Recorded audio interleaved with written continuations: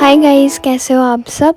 तो ये व्लॉग मेरी है रांची टू इंदौर की, और ये बहुत सडन प्लान बना था एंड मेरे कुछ काम भी थे इंदौर में। तो मैं निकल जाती हूँ रांची से इंदौर, और ये है रांची एयरपोर्ट, बिरसा मुंडा एयरपोर्ट। मैंने कुछ खाना पैक करवा लिया था, एज सुबह सुबह फ़्लाइट था तो मैं कुछ खाई नहीं थी घर से। सो मैं फाइनली फ़्लाइट पर बैठ जाती हूँ एंड देन पहुँचती हूँ कोलकाता। हाय गाइस, सो अभी मैं एयरपोर्ट पे बैठी हूँ और 3 घंटा वेट करना पड़ेगा। बहुत लंबा ले ओवर है। मुझे इतना नींद आ रहा है ना, पर फिर भी मैं सो नहीं सकती हूँ। काश यहाँ पे कुछ स्लीपिंग पॉड वाला सिस्टम होता कोलकाता एयरपोर्ट पे। बहुत नींद आ रहा है। नींद के साथ साथ मुझे भूख भी लग जाती है, तो मैं कुछ मिठाई और मोमो खाती हूँ और फाइनली मेरा फ़्लाइट आ जाता है इंदौर का। और गाइस, नींद इसीलिए आ रही होती है क्योंकि मैं रात भर सोई नहीं थी और मेरा पूरा दिन सिर्फ ट्रैवल में गुजरने वाला था। सो ये मैं फाइनली इंदौर की फ़्लाइट के लिए बस में बैठ जाती हूँ। और 1.5 घंटे की जर्नी थी हमारी कोलकाता टू इंदौर की। तो ये मैंने फ़्लाइट में तो कुछ रिकॉर्ड नहीं किया था, बट ये मैं फाइनली इंदौर एयरपोर्ट पहुँचने के बाद रिकॉर्ड करती हूँ। एंड वहाँ पे ठंडा नहीं था गाइस, मैं जैकेट वैकेट पहन के गई थी बट मुझे ठंडा नहीं लग रहा था। और ये है देवी अहिल्याबाई होकर एयरपोर्ट। यहाँ पे एयरपोर्ट काफ़ी सुंदर तरीके से सजा हुआ था। बहुत बड़ी एयरपोर्ट नहीं है, नॉर्मल छोटी सी ही एयरपोर्ट है। और मेरी कोई लगेज थी नहीं, वैसी सारी हैंड लगेज ही थी, तो मैं आराम से निकल जाती हूँ एयरपोर्ट से। ज़्यादा लेट भी नहीं हुआ था तो मैंने ओला ऑटो कर लिया था। और यहाँ पे ओला और उबेर का स्टैंड है, तो आप लोग यहाँ पे खड़े रहोगे तो आप बुक करोगे तो यहीं पे आपको रिसीव करेगी। तो मैंने ओला ऑटो कर लिया और मैं फाइनली इंदौर शहर एक्सप्लोर करते हुए अपने होटल की तरफ पहुँचती हूँ, जो कि विजयनगर पे लोकेटेड थी। और विजयनगर के आसपास ही मुझे मेरा काम भी था, तो इसलिए मैं वहीं पे होटल लेती हूँ। सिटी काफ़ी प्यारी सी और जगमगाती हुई लग रही थी एंड मुझे पता नहीं काफ़ी अच्छा फील हो रहा था। और through out my journey Indore काफ़ी मुझे सेफ़ प्लेस भी लगी, क्योंकि कोई मेरे साथ बुरा इंसिडेंट भी नहीं हुआ था 2-3 डेज़ में। एंड लोग अपने काम से मतलब रख रहे थे, so there were no uncomfortable encounters या सिचुएशन। सो आई फील कि Indore is a very good and safe place as per my 2-3 दिन का सोलो ट्रिप का experience. Approx half an hour की जर्नी थी from airport to my hotel. And शहर में काफ़ी चहल पहल भी था, ऐसा नहीं कि रास्ता सुनसान हो गया रात हुआ, तो काफ़ी सेफ़ फील हो रहा था। तो मैं फाइनली अपने होटल पहुंचती हूँ। ये जो आपको दिख रहा है ये है होटल कायरेट, जहाँ पे मेरा बुकिंग किया हुआ था। तो मैं पहुँच गई अपने होटल। यहाँ पे मैंने लगेज नीचे ले लिया, पर मैं लेके भी आ सकती थी, कोई बात नहीं। ये है मेरा room number 310। Let's see. This is me.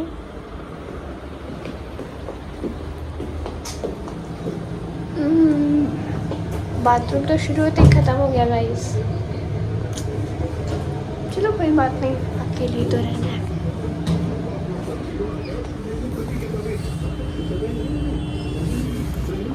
Hotel का नाम है कायरेट या कायरेट, पता नहीं क्या है प्रोनाउंसिएशन, आई डोंट नो। यहाँ पे मुझे फ्री बॉटल मिले हैं प्योर इनसाइड। अब मैं सोच रही हूँ अभी बज रहा है कितना बज रहा है, वेट, अब 8:45 बज रहा है। मुझे समझ नहीं आ रहा अभी मैं क्या करूँ, क्योंकि मैं तो दोपहर में तब मोमो खाई थी एयरपोर्ट पे और फिर अभी कुछ खाई नहीं हूँ। सो मे बी मैं देखती हूँ मैप पे, अगर कुछ मेरे को वैसा जगह दिख जाता है आसपास में ही, क्योंकि रात भी हो चुका है, तो आसपास में अगर वैसा कुछ अच्छा जगह दिख जाता है। और हाँ गाइस, रास्ते में आते आते इतना फुचका दिखा है, मतलब सिर्फ यहाँ पे फुचका ऐसा भरा हुआ है। फुचका तो मेरा फेवरेट है। और लेट्स सी क्या करती हूँ मैं आगे। तो फुचका और चाट यहाँ पे बहुत ज़्यादा मिल रहा था, और ना वो भी मूढ़ी का बॉल रहता है ना, मूढ़ी लगा रहता है ऊपर, मैं नाम भूल जा रही हूँ कि उसको क्या कहता है, तो वो बहुत मिल रहा है। बाकी ऐसे एरिया अच्छा लग रहा था मेरे को, लाइक प्रिटी शहर।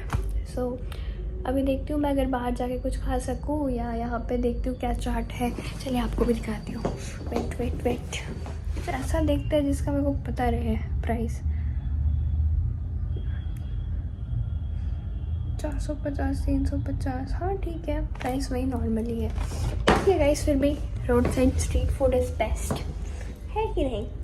तो फिर चलते हैं, कुछ खाया जाए, एक्सप्लोर किया जाए। तो गाइस, यहाँ पे 56 स्ट्रीट वाला एरिया बहुत फेमस है और मेरे होटल से सिर्फ 10-12 मिनट का रास्ता दिखा रहा है। तो मैं सोच रही हूँ कि बिना टाइम वेस्ट किए ऐसे तो रेडी हुई, इसमें क्या ही रेडी होना है।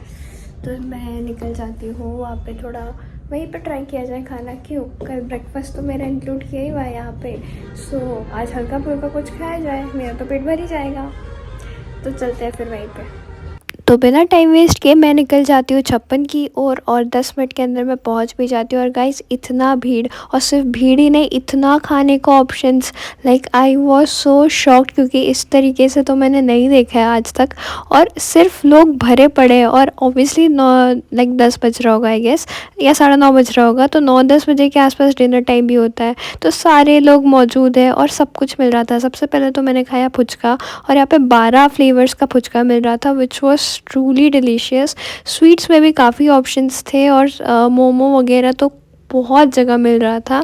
फिर मैंने खाया वैफल्स, और यहाँ पे जो एक भैया थे वो पता नहीं बहुत अच्छे थे, उन्होंने सिर्फ वैफल के साथ मुझे ये फ्री में आइसक्रीम कोन भी दे दिया था। इस शॉप का नाम था कूल अंकल आइसक्रीम, और मुझे काफ़ी अच्छा लगा कि अंकल ने मुझे फ्री में आइसक्रीम दे दिया, ऑल्दो मैंने आधा ही कहा है क्योंकि ठंडा लग रहा था। तो मैं अकेले बैठ के इसको ख़त्म करती हूँ, और ख़त्म करके फिर मैं चारों ओर देखती हूँ, तो मुझे और खाने के ऑप्शंस देखते हैं, और इतने सारी चीज़ देखने के बाद मुझे तो देख के ही पेट मेरा भर जाता है।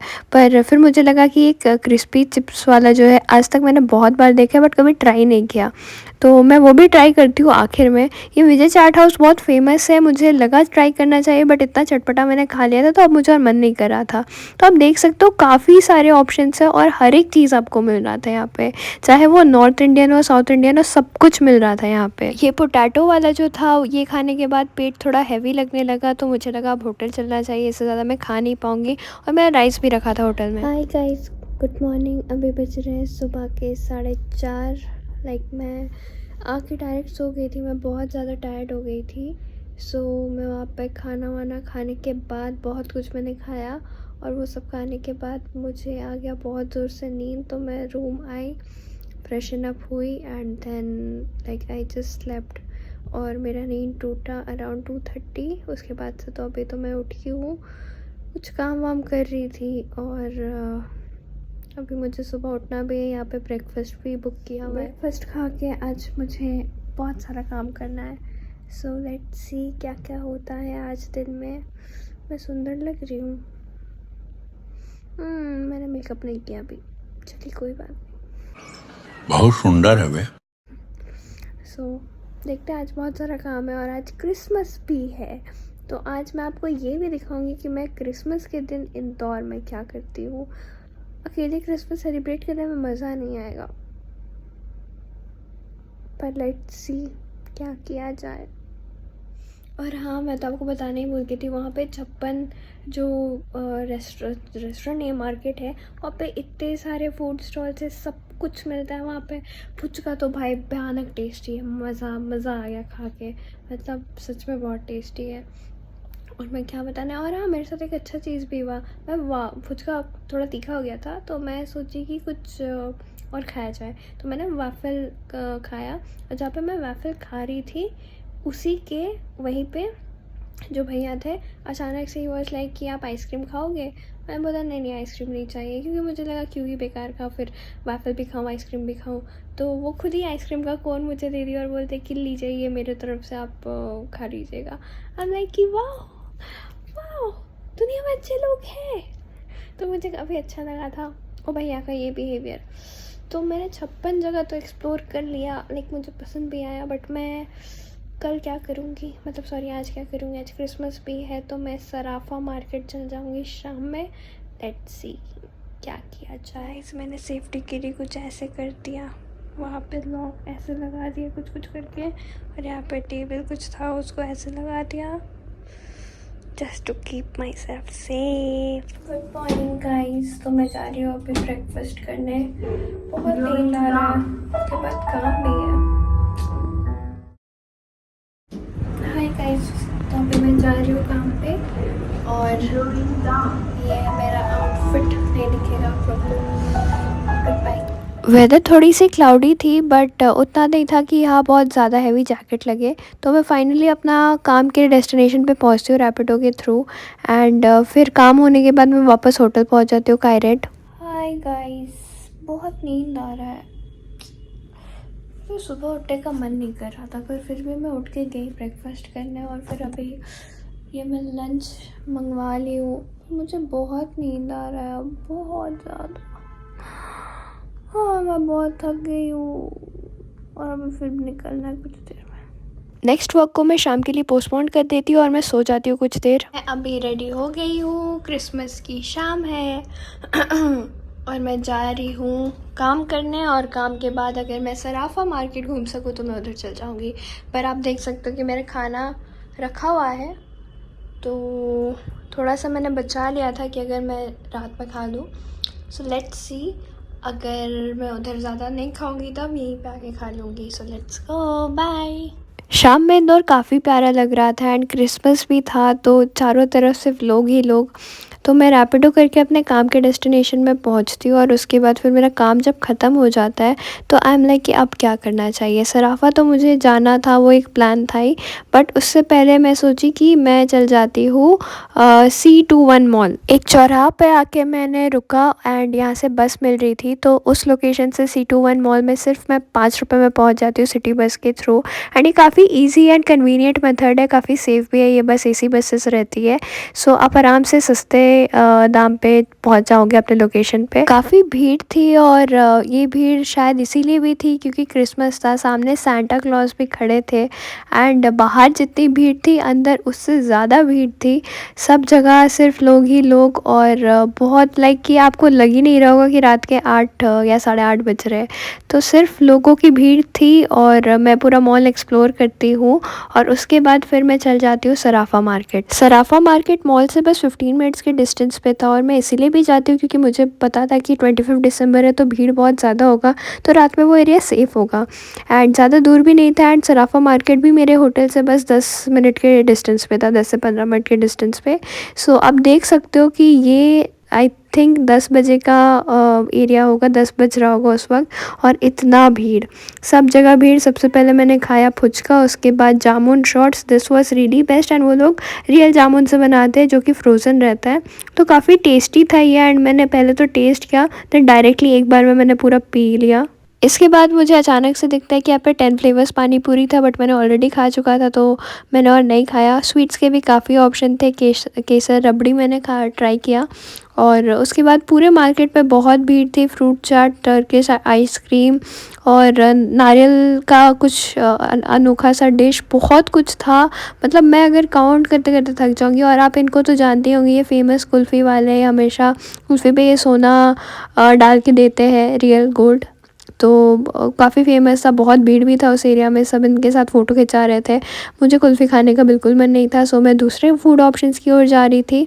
तो बहुत बड़ी एरिया पे लोकेटेड है ये। तो फिर फाइनली जब मेरा एक्सप्लोर करना ख़त्म होता है, रात के आई थिंक 11 बज रहे होंगे, 11 11:30 तक मैं यहाँ से निकल जाती हूँ क्योंकि और लेट करना मुझे सही नहीं लगा। तो वापस मैं अपने होटल की तरफ चल जाती हूँ और मैं वापस ओला ऑटो कर लेती हूँ। काफ़ी अच्छा मार्केट है, 11 से 2 बजे तक खुला रहता है एंड इट्स टोटली सेफ़। वापस आ चुकी हूँ अपने होटल, और मैंने कल का चेकआउट का डेट बोल दिया था, बट कल मैं स्टे कर रही हूँ और ये होटल मुझे सही लगा, कंफर्टेबल लगा, तो मैं स्टे एक्सटेंड का बात की हूँ। बट ये लोग का चेकआउट टाइम है 10 बजे एंड ये लोग कल मुझे 9 बजे तक इन्फॉर्म करेंगे, तो आई डोंट नो क्या होगा, इसलिए मैं सामान वामान पैक करके रखूँगी ताकि कोई इशू ना हो। और दूसरी बात ये है कि हाँ, मैं गई थी सराफा मार्केट। सराफा मार्केट में भाई साहब कितना खाने का ऑप्शंस है, सब कुछ है, नॉर्थ ईस्ट साउथ वेस्ट सब कुछ है।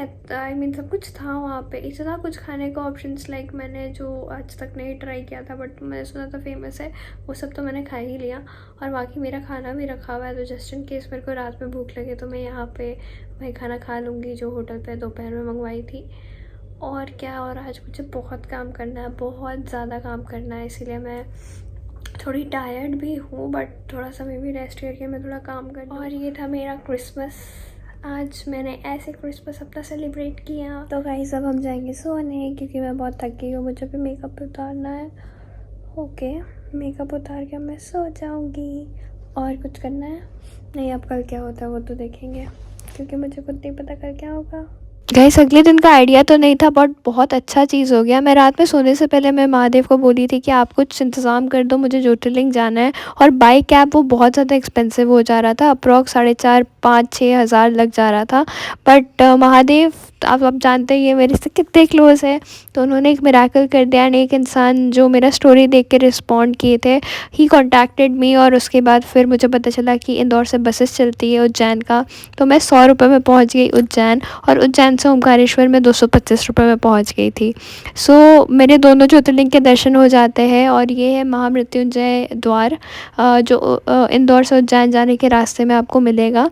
अप्रॉक्स 1.5 घंटे की जर्नी थी और ये थी मेरी बस। इसके बाद मैं लेती हूँ एक टोटो और उस टोटो से मैं पहुँच जाती हूँ डायरेक्ट मंदिर के सामने। क्लीन साफ़ सुथरी शहर है उज्जैन, और मुझे बहुत अच्छा फ़ील हो रहा था कि मैं उज्जैन पहुँच गई अकेले।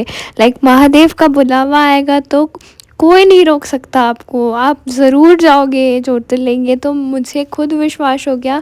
लाइक हर बार या तो मेरा कुछ महादेव टेस्ट लेते हैं, बट इस बार महादेव ने इधर टेस्ट नहीं लिया था बट दूसरे तरीके से टेस्ट लिया था, वो मैं आगे आपको बताऊंगी। सो ये ब्रिज क्रॉस करके हम पहुंच जाते फाइनली मंदिर के पास, और मैंने पूजा का सामान ले लिया था। फिर हम चलना शुरू करते हैं। तो मैं आपको ये बता देना चाहती हूँ कि आपको बहुत चलना पड़ेगा। इलेक्ट्रिक कार्स भी अवेलेबल है यहाँ पे, बट उसका मुझे पता नहीं कैसे अवेल करना है। बट फिर मैं चलना शुरू करती हूँ। मेरे पास टाइम भी लिमिटेड था, एज नेक्स्ट बस 2:30 की थी, और मैं 1 के आसपास पहुँच जाती हूँ मंदिर के इधर। 1 नहीं, 1:30 आई गेस। तो 2 बजे तक मुझे निकलना था। फिर मैं जल्दी जल्दी दर्शन करती हूँ। मुझे आधा घंटा लगता है दर्शन करने में, क्योंकि मैं 250 रुपीज़ का सुगम दर्शन का टिकट कटवा लेती हूँ। सुगम दर्शन का अगर आप टिकट कटवा लो तो आपको ईजी हो जाएगा, बट हाँ यहाँ पे आपको उससे पहले बहुत दूर तक चलना होगा। तो अगर किसी को भी नी प्रॉब्लम या चलने में दिक्कत है तो आप लोग के लिए बेहतर रहेगा आप लोग इलेक्ट्रिक कार कर लो, और पहले पता कर लो कि इलेक्ट्रिक कार कहाँ से मिलेगी। सामने गार्ड रहते हैं, आप उनसे पूछ सकते हो। यहाँ पे चारों तरफ महादेव की पूरी स्टोरी, वो उन्होंने क्या क्या किया था, समुद्र मंथन हो या सप्तऋषि के साथ तपस्या करना हो, सारा चीज़ का बहुत अच्छे तरीके से विविड लाइक स्टैचूज़ के द्वारा डिस्क्राइब किया गया था। तो मुझे बहुत अच्छा फील हो रहा था। भले मैं अकेली थी, भले मैं भूखी थी, क्योंकि मुझे तो ऑब्वियसली मैं खा के तो यहाँ पे दर्शन करने नहीं आऊँगी महादेव के ज्योतिर्लिंग में। तो मेरा लाइक सारा चीज़ वर्दी फील हो रहा था कि मैं यहाँ पे आ चुकी हूँ, मैं यहाँ पहुँच चुकी हूँ अकेले, एंड ये मुझे विश्वास ही नहीं हो रहा था। तो बहुत सुंदर जगह था, एंड ऑनेस्टली बहुत बहुत प्यारा जगह है। एंड गाइस, सिंस ये ट्रिप प्लान नहीं था कि मुझे ज्योतिर्लिंग दर्शन करना है, तो मैं लिटरली कुर्ती के साथ बूट्स पहनी थी, एंड मुझे खुद हंसी आ रहा था, एंड चलने में भी दिक्कत हो रहा था। एज हाथ पे लगेज भी था थोड़ा सा, लाइक बैग, पूजा का थाली एंड वाटर बॉटल, तो मुझे थोड़ा सा दिक्कत भी हो रहा था। बट यू नो, महादेव की जगह पे अगर आप आसानी से चल जाओ तो वैसे तो मज़ा नहीं आएगा फिर।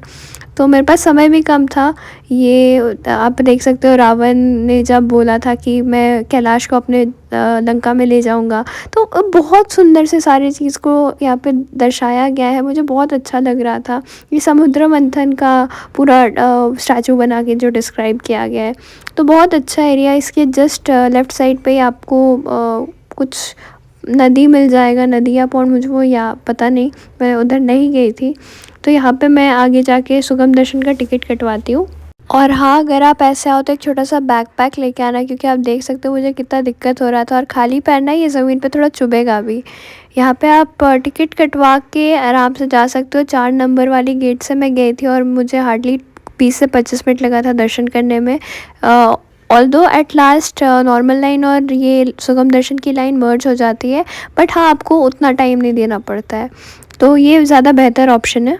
और गाइस, यहाँ पे लॉकर सिस्टम नहीं है, आप अपना फ़ोन वगैरह लगेज सब लेके जा सकते हो, कोई इशू नहीं है। बस शू खोलने के लिए एक निःशुल्क स्थान है, वहाँ पे आप अपना जूता उतार सकते हो। अंदर मैं रिकॉर्ड नहीं करती हूँ ज़्यादा। सो गाइस, मुझे समझ नहीं आ रहा था क्या करना है, पर अच्छा हुआ मैं वापस नहीं गई।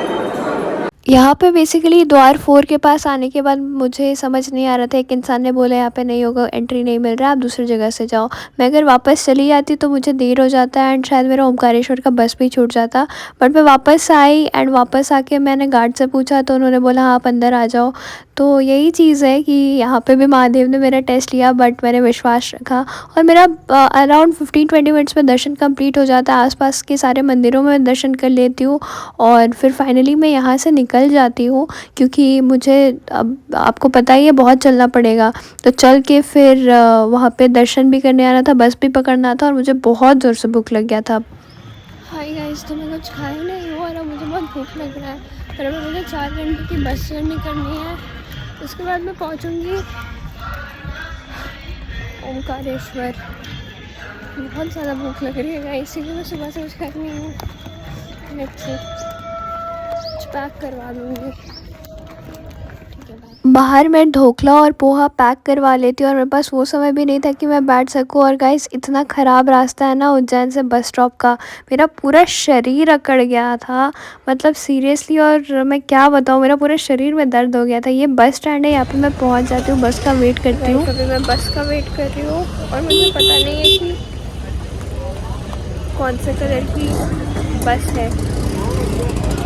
मैं वेट कर रही हूँ, देखती हूँ क्या होता है। बस को जहाँ पे आनी थी बस उधर नहीं आई थी, थोड़ा सा पेट्रोल पंप तरफ थी, तो लाइक इधर उधर करके फाइनली मैं बस में पहुँच जाती हूँ। एंड चढ़ के वहाँ से जर्नी शुरू होता है और 4 घंटे में एटलीस्ट पहुँचा देना चाहिए था, बट वो लिटरली 5-6 घंटा हो जाता है बस जर्नी में। और उसके बाद एनर्जी बिल्कुल नहीं रहती। आप देख सकते हो इतने देर में मुझे नींद आ रही होती है, बट मैं सो भी नहीं पाती हूँ, ऐसा अकेले ट्रैवल कर रही हूँ। मैं ऑन द वे ये गुआवा खाती हूँ, बहुत टेस्टी लगता है। और रास्ते में ट्रैवल आप करोगे तो गुआवा खाओगे ना, चटपटा, बड़ा मज़ा आता है। उसके बाद फिर रास्ते में पहाड़ भी था, जंगल भी था।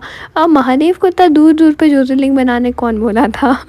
सो फाइनली मैं ट्रैवल कर करके जब एग्जॉस्ट हो जाती हूँ, उसके बाद मैं पहुँचती हूँ ओमकारेश्वर। गाइस लिटरली 6 बजे पहुंचने की बात थी, लेकिन रात हो जाती है पहुंचते पहुंचते। और ये नर्मदा नदी है, इसी के उस पार स्थित है ओमकारेश्वर।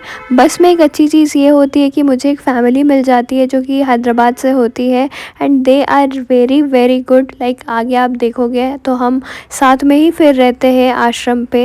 एंड उनका एक बेटा भी है श्रेयांश, उन मेरी और उसकी काफ़ी अच्छी दोस्ती भी हो जाती है। बस कंडक्टर ने बताया था कि गजानन आश्रम में हमें रूम्स मिल जाएगी, तो हम उसी उम्मीद से गजानन आश्रम पहुंचते हैं। ये जस्ट उसके सामने की रेस्टोरेंट्स है, तो हम वहाँ पहुंचते हैं, बट हमें कोई रूम अवेलेबल मिलती नहीं है। एंड बाकी सारा भी जहाँ पे मैंने क्वेरी डाला था, दे वर ऑल फुल। महादेव ने यहाँ पे अलग सा टेस्ट ले लिया। पहला चीज़ तो इतना हम लोग लेट पहुँचे कि उसके बाद बस सामान रखने का देरी था कि हम लोग जल्दी से दर्शन करने जा सके, वरना फिर दर्शन नहीं हो पाता। अगले दिन सुबह 4:40 की मेरी बस थी, तो मैं अगले दिन सुबह तक का भी वेट नहीं कर सकती कि सुबह दर्शन कर लेंगे। दूसरा चीज़ था, होटल मिल नहीं रहे थे जहाँ पे हम लोग स्टे कर सके। तो मैं जिस फैमिली के साथ थी वहाँ पे जो अंकल थे, उन्होंने एक प्लेस ढूंढा। वहाँ पे हमने अपना धर्मशाला था वो, वहाँ पे हमने अपना सामान रखा, अपना जूता रखा, एंड देन हम चल जाते हैं दर्शन करने। एंड गाइस यहाँ पे आने से पहले मेरी प्लानिंग कुछ ऐसी थी कि मैं बस से चल जाऊँगी, आते वक्त मैं वाया ओला से आ जाऊँगी, क्योंकि लास्ट बस तो 7:30 बजे की थी। तो मैं सोची थी ओला से मैं वापस चल जाऊँगी, बट यहाँ के पता चलता है ओला भी नहीं है। सो लाइक महादेव ने अच्छा खासा ही टेस्ट दिया, बट हाँ, उन्होंने अगर एक दरवाज़ा बंद किया तो दूसरा दरवाज़ा भी खोल दिया। इतने अच्छे फैमिली से मिल ली, एंड मैं उनके साथ ही थी। वो धर्मशाला में हमें जगह भी मिल गया था कि रात में हम वहाँ सो सके। और उसके बाद 4:30-5 बजे के आसपास तो हम निकल ही जाते हैं bus stop. What's your name? Shreyansh. So guys, I have met Shreyansh on my way to Omkareshwar.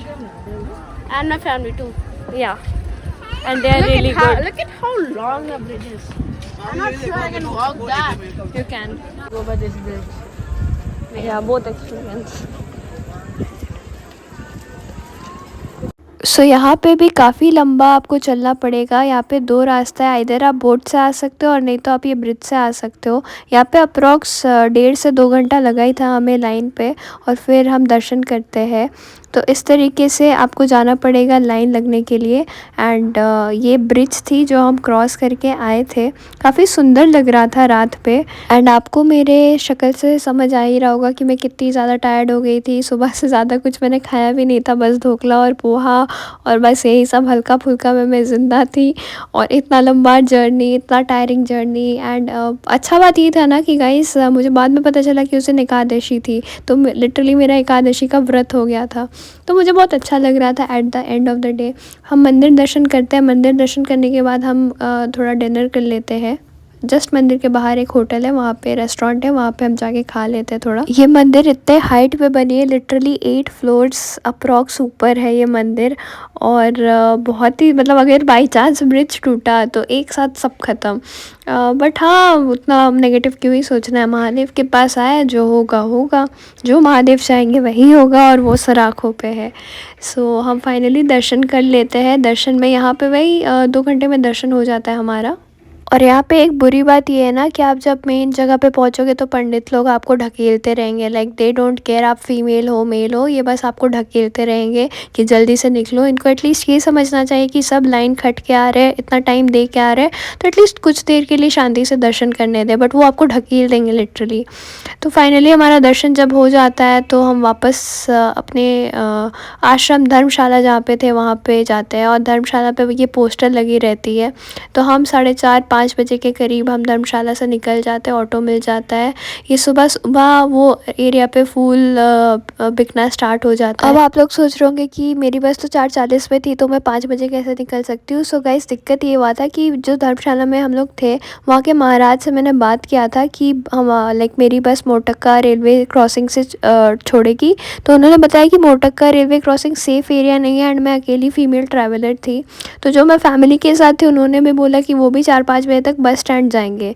तो मैंने रिस्क ना लेते हुए, लाइक वहाँ के लोकल अगर ऐसा बोल रहे कि कोई एरिया सेफ़ नहीं है, तो मुझे ऑब्वियसली उनकी बात माननी चाहिए।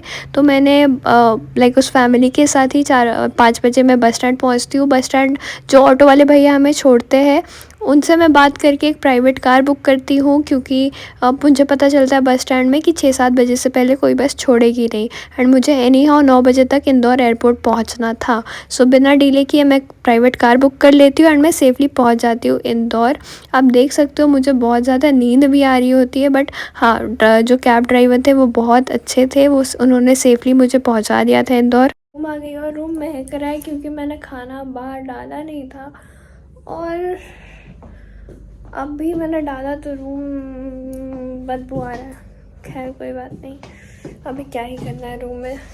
मैं तो थक गई हूँ गाइस, बाप रे बाप। लेकिन हाँ, सारा चीज़ अच्छा हुआ, सब चीज़ सेफ था, सब मज़ा आया मेरे को। तो ऐसे ओह गॉड, मैं बहुत ज़्यादा थक गई हूँ गाइस, मेरा पूरा शरीर अब कर रहा है। लेकिन अभी सोने का वक्त नहीं है, अभी तुरंत मेरे को सारा सामान सेट करके निकलना है। ब्रेकफास्ट करके निकलूँगी तुरंत, और फ्लाइट है उसके बाद। तो फ्लाइट में जाऊंगी दिल्ली से फिर मैं जाऊंगी वापस रांची। बहुत ज़्यादा हेक्टिक शेड्यूल है, मैं पहुंचूंगी शाम या रात तक में। सो लेट्स सी क्या होता है। तो फिर मैं ब्रेकफास्ट करती हूँ जल्दी जल्दी, और ब्रेकफास्ट करके मैं चल जाती हूँ वापस अपने रूम संभाल लेने। यहाँ पे बुरा ये होता है कि रूम के स्मेल से ब्रेकफास्ट मैंने जितना खाया होता है वो उल्टी हो जाती है। एक्चुअली गाइस, इतनी लंबी जर्नी, इतनी टायरिंग जर्नी, उसके बाद तुरंत खाना खाना और फिर निकल जाना, और वो रूम की स्मेल सब घौच पौच होके फाइनली वो हो ही जाता है। एंड फिर मैं फाइनली एयरपोर्ट जाती हूँ। एयरपोर्ट जाके मुझे पता चलता है कि मेरी फ़्लाइट डिले है, और मैं लिटरली 8:45 तक पहुंच गई थी एयरपोर्ट।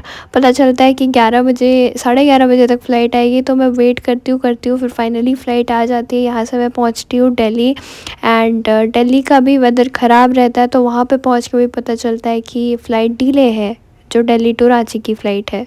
और दिल्ली में उतरते साथ मुझे बहुत ज़ोर से ठंडा लगता है, तो मैं पूरा जैकेट वैकेट पहन लेती हूँ। और आप देख सकते हो पूरा ओस जम गया है बस के का शीशा में। दिल्ली टू रांची की फ़्लाइट के लिए बहुत भीड़ रहता है, एंड आप देख सकते हो इतनी भीड़ थी, और लिटरली फ़्लाइट डिलेड थी, तो सब गुस्से में थे। तो फाइनली मैं पहुँच जाती हूँ जब बस आ जाता है, फ़्लाइट के लिए रवाना हो जाते हैं हम लोग। एंड ये रांची एयरपोर्ट पर उतर के मैंने वीडियो बनाया, तो रांची पहुँच के आई वाज लाइक कि मैं कब घर पहुँचूँ तो मैं सो जाऊँ। और ऑनेस्टली गाइस, मेरा इतना जो टायर्डनेस था, मैं घर पहुंच के इन अ स्ट्रेच मैं 15 से 18 घंटा सोई हूँ बिना खाए पिए कुछ भी। तो ये मैं रांची में उतर के ऑटो में बैठ जाती हूँ और मैं फाइनली अपने घर जाती हूँ। तो गाइस, आगे और भी व्लॉग्स आएंगे और इन्फॉर्मेटिव व्लॉग्स भी आएंगे, तो मेरे चैनल को सब्सक्राइब करके ज़रूर रखना। Till then see you, bye.